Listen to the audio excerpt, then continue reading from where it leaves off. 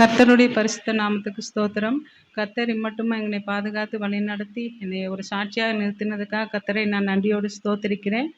நான் இந்த ப்ரேயருக்கு வந்ததுக்கப்புறம் என் மகனுக்கு கர்த்தர் விடுதலை கொடுத்தார். திருமணத்துக்காக நாங்கள் ஜெபித்தோம். ஆண்டவர் திருமணத்தை வாய்க்க பண்ண கிருபை செய்தார்.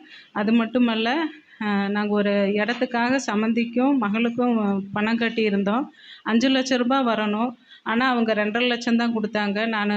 முதல் நாள் அவங்க வீட்டிலேயே வச்சுட்டு நான் பேசாமல் எந்திரிச்சு வந்துட்டேன். அடுத்த நாள் ஜெபிச்சுட்டு போனேன். ஏசப்பா, நான் வெட்கப்பட்டு போகக்கூடாது. நான் 5,00,000 கட்டியிருக்கிறேன். இவங்க 2,50,000 தான் கொடுக்குறாங்க. எனக்கு 5,00,000 நீங்கள் கிடைக்கணும் அப்படின்னு சொல்லி ஜெபிச்சுட்டு போனேன். அடுத்த நாள் போனேன், எதுவுமே பேசலை. நாங்கள் கட்டின 5,00,000த்தையும் அவங்க திரும்ப கொடுத்துட்டாங்க.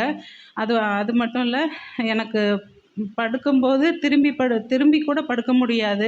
ரொம்ப வலியாக இருக்கும். நான் சிஸ்டர் எனக்கு ப்ரேயர் பண்ணதுக்கப்புறம் அந்த வலி இல்லை. இப்போ நல்லா படுத்துக்கிறேன்.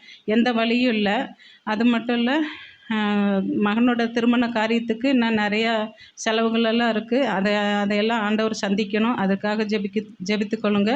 நான் மரண பரியந்தம் ஆண்டவருக்கு நான் சாட்சியாக இருக்கணும். எனக்காக எல்லாரும் ஜெபித்த ஒவ்வொருவருக்கும் நன்றி செலுத்துகிறேன். எனக்காக இன்னும் அதிகமாக என் குடும்பத்திற்காக ஜெபிக்கும்படி கேட்டுக்கொண்டு என் சிறு சாட்சியை முடிக்கிறேன்.